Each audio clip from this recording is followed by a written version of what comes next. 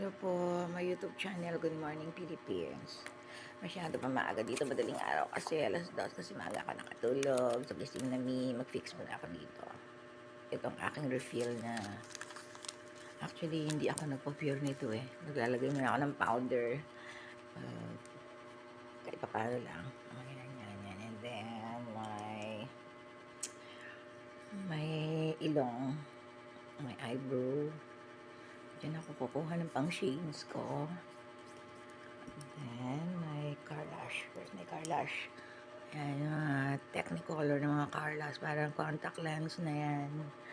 Kakablol. And then, and eyeliner. And then, ito blush on. OMG, pwede siyang, there's a brush, pwedeng brush. Or pwedeng iganon. Yung mga liquid. Lipstick.